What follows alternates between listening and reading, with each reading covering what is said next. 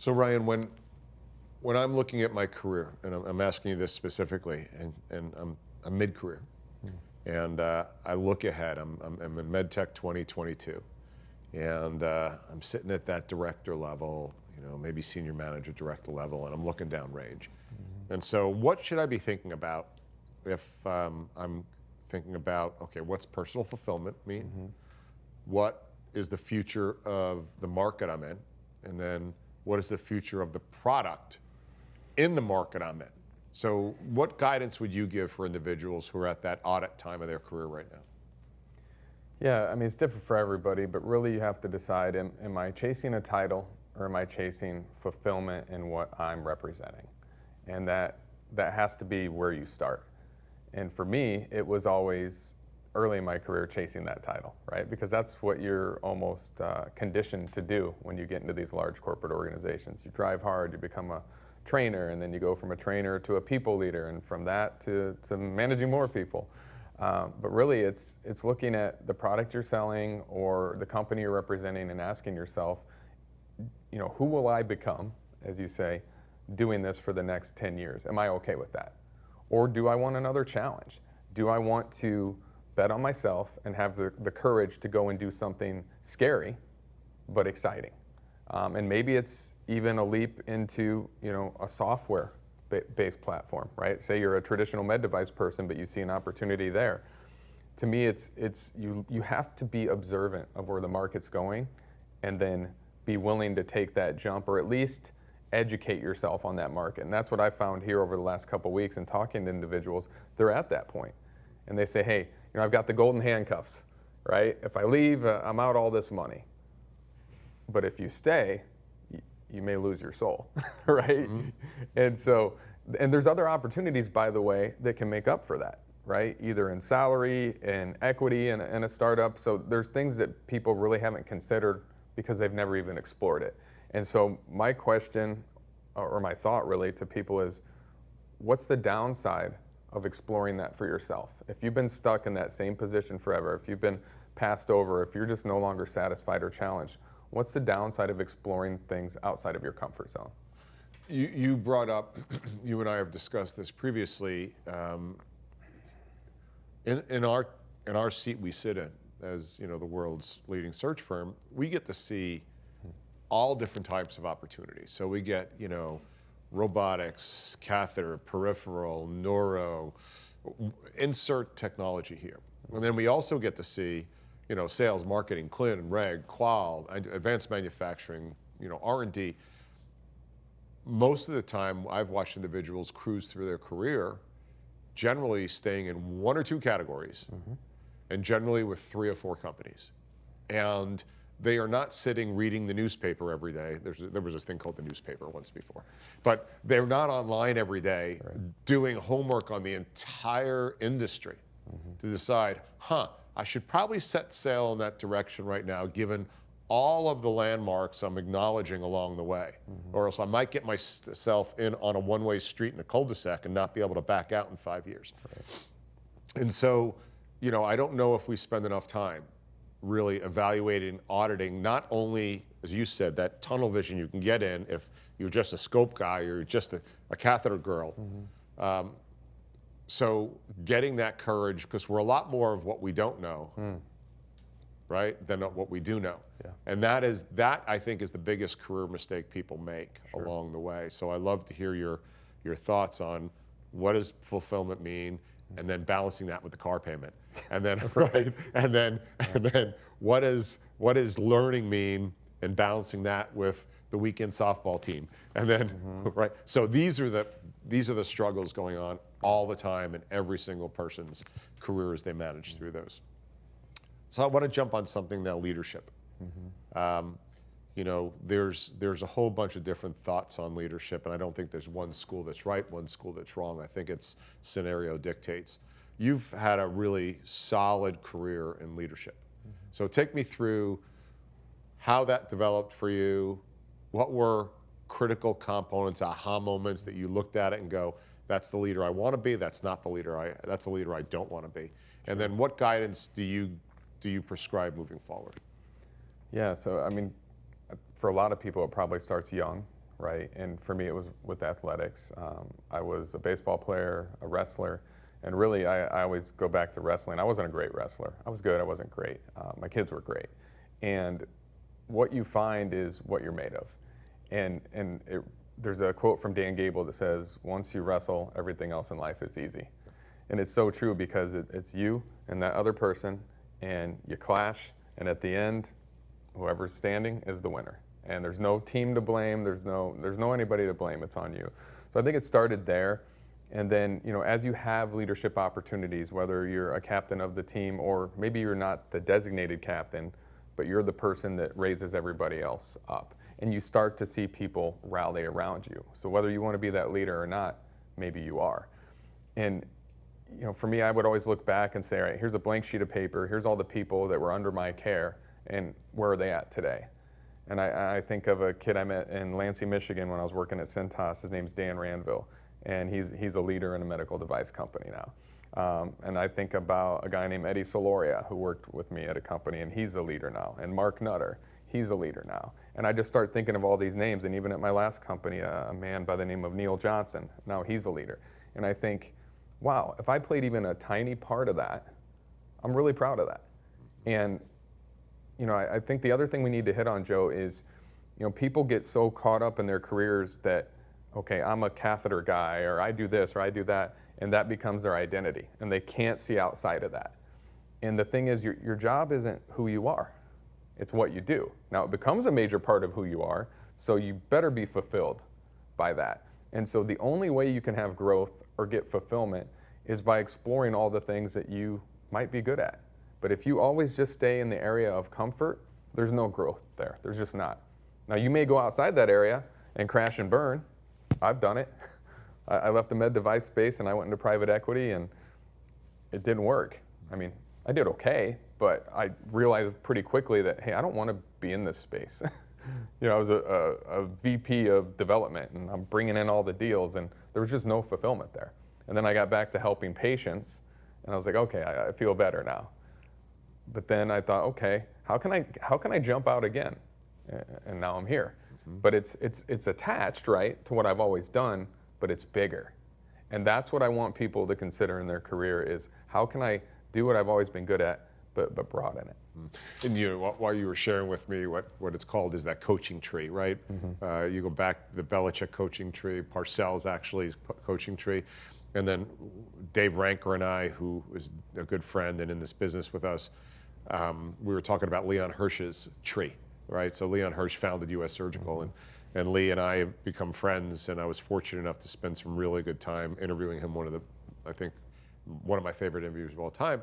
And we went through a list, me and Dave Ranker and Joe DeVivo went through a list of the people who came out of Leon's care and the leadership and the number of CEOs. And I want to say Dave and Joe and I stopped at like 37 CEOs of meaningful medical device companies. Unbelievable. Today.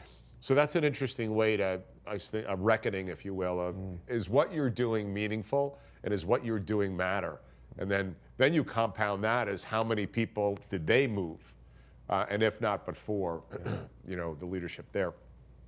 Something you and I discuss a lot is the ongoing practice of learning. Unfortunately, people stop consciously learning either right out of high school, if that's where they stop their quote-unquote education, or university or post-grad. But after that, a large majority of the population stops with a structured, disciplined learning on a daily basis. What are your practices on that, and how important is that for leadership and setting examples?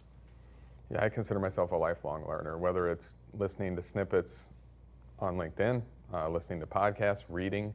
There's a thing we used to call Automobile University, right? It was back when you would have books on tape and CDs in the car, right? And you would just listen while you're driving.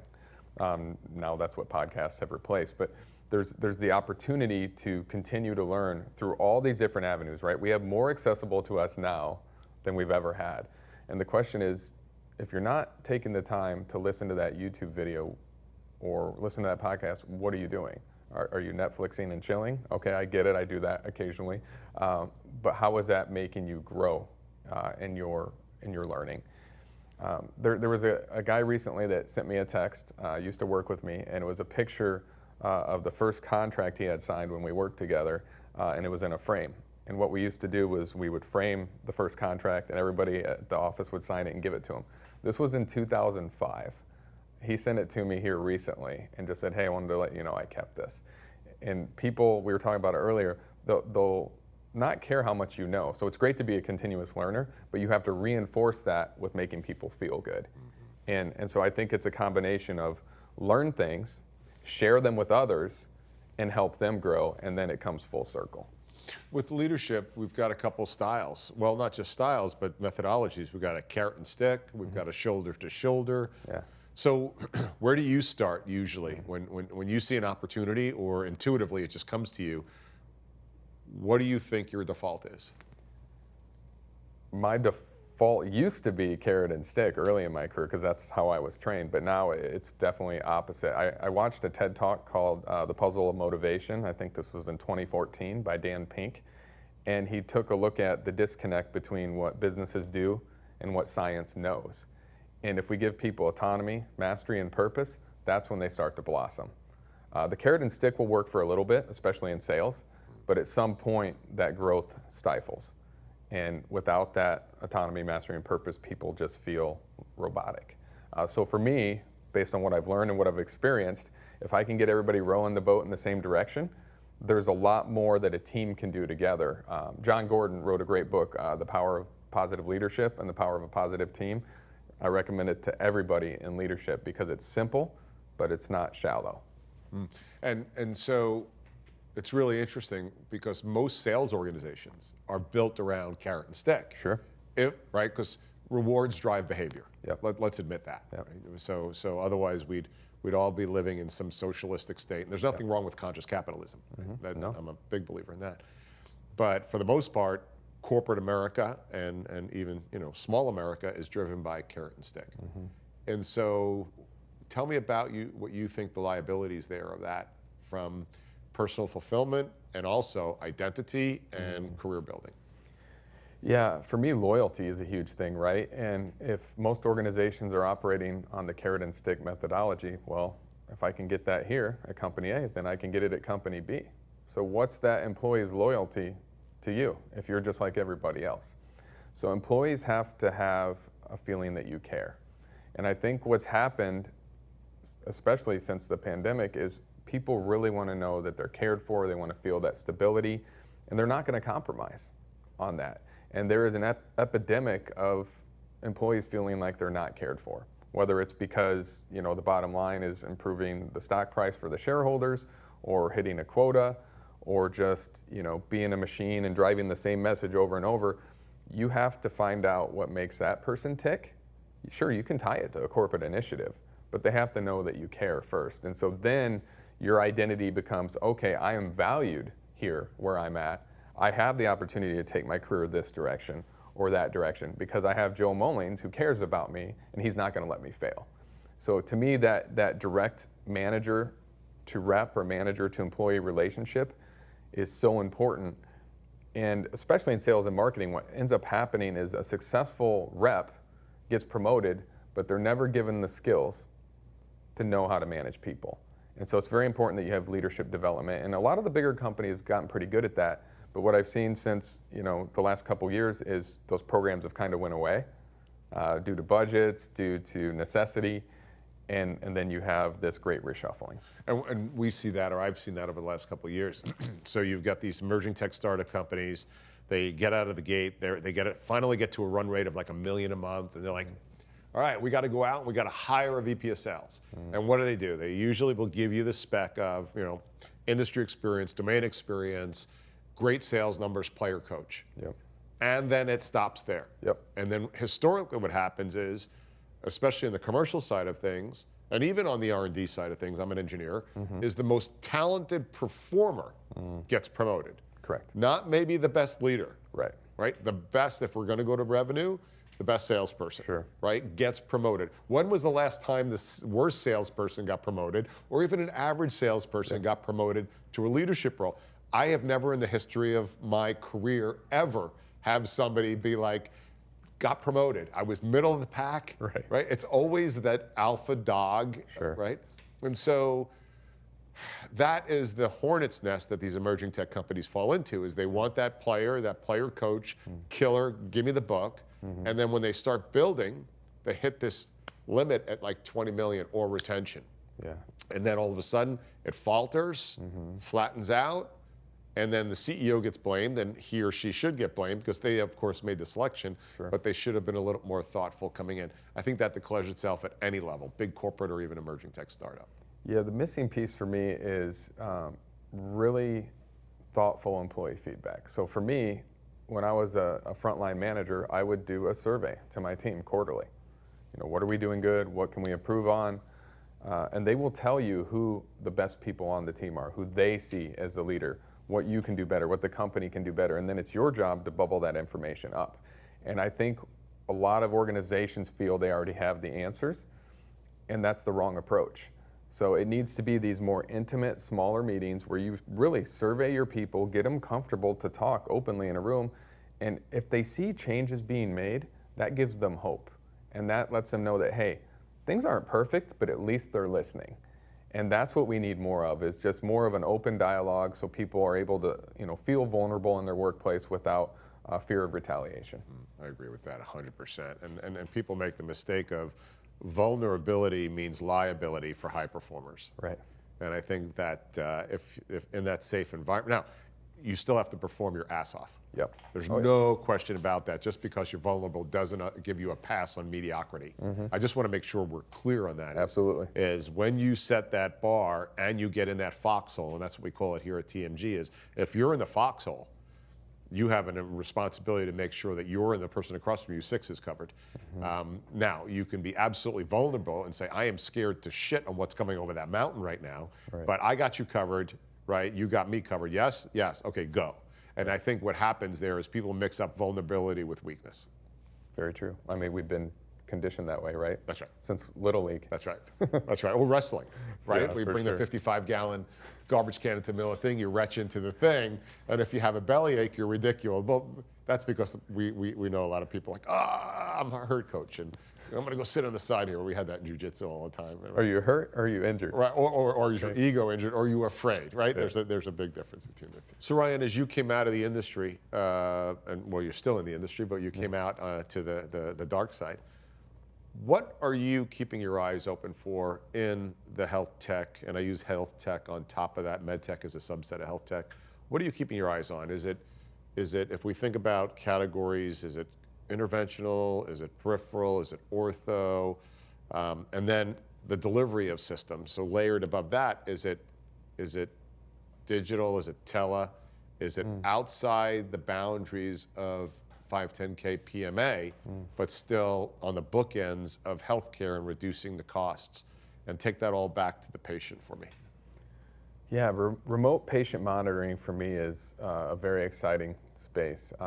I'm into health and wellness myself. I've been in this med device space forever, and when I see the confluence of these technologies, both in the med device space and then jumping into your home as a consumer, I find that very exciting. If we can monitor patients and then diagnose them early, we can treat them, right? And I like the idea of not just treating a symptom with the drug, but finding the underlying cause and trying to get the body to heal itself. So there's all these different companies that we're working with currently that are looking at things like that. I'm on a search right now for a remote patient monitoring company, and I'm fascinated by it. The whole telehealth, remote patient monitoring, diagnostics. I mean, AI to me is fascinating. Virtual reality is cool. I bought an Oculus headset. I haven't had a video game system since my 8-bit Nintendo, and I went out and bought an Oculus. And now you've got surgical training models that have the haptic feedback. So everything that's happening right now is all starting to come together, and I'm keeping my eye on all of it. So for me, probably the most exciting thing though is, as human beings, we're overwhelmed in our work. You are, I am, everybody is, because we're trying to take the world by storm and help as many people as we can. Well, that goes for doctors too. And when I see artificial intelligence helping them diagnose diseases, so radiologists are being able to use technology to find things on film right away. You've got artificial intelligence in the airway, you have it in the GI tract. That's amazing. because we're going to get more people qualified for clinical trials. We're going to, hopefully create new drugs faster that will heal or be curative. All that stuff to me is great. My dad unfortunately is going through lung cancer right now, but they've got him on immunotherapy. And of course, you know me, I'm asking all these questions, I'm digging in, and then the doctor's asking, you know more than the normal person, what's going on here? But to find out how they get the body to heal itself, to me, that's the holy grail. And so I know I'm jumping all around here, but I'm too excited about all these frontiers that are going on to just pick one, because they can each benefit people in their current stage of their career. And for me, I get to be a part of all these conversations now and get a peek behind the curtain. And boy, is it exciting. And I don't think people are ready for the new way of selling these technologies into hospitals and surgery centers, because it's not the traditional model. And we can get into that. And it's interesting is you use the word remote patient monitoring, but if we took that word patient out and replaced it with the word consumer, right? Because when we think about patient, we automatically put them into a disease. Sure. Right? And then for the most part, our healthcare system's been built around the treatment of the acute disease, right? So what if we moved way upstream and we're able to get that monster when it was really tiny? And we were able to baseline consumers, not patients. We were able to baseline patients, and we had biometric monitoring going on passively throughout their life. And based upon their 23andMe and based upon what they're predisposed for and based upon the sensors around the house and in their car and in their clothes, we're able to go, wait, hold on. Based upon your 23andMe and your DNA, we've got a signal above the control limit. Let's get in there early, right? So that, now, you've got to be privileged to have that technology surrounding around you. Sure. Right? It's not going to be in every single sector, but it's got to start somewhere. And I just wonder, though, heal thyself.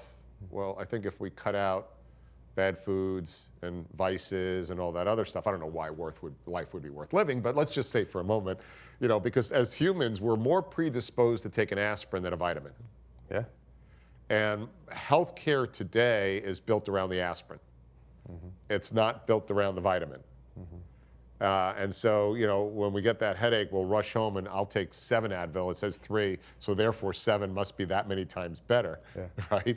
But what if I could have had that off and not had that 3rd cup of coffee to get the brain squeeze on that? So I'm with you on that. I'm excited about the convergence of consumerization, of monitoring the consumer and getting out ahead of that. And where you're sitting right now, I'm excited for you because I giggle when I see my Medtech people come into our world and they're like, it's like I pull back the curtain on real health tech to everybody when you sit in TMG's bullpen and you're like, what? This is what I've been missing? Yeah. So that's the exciting part of that. I'm pumped to have you as part of that. It's like watching Total Recall. I don't know if you remember that movie years ago, or any of these like futuristic David Cronenberg films. It's happening. Like the technology's here, just the general public doesn't know about it yet, but we do. That's right. That's right.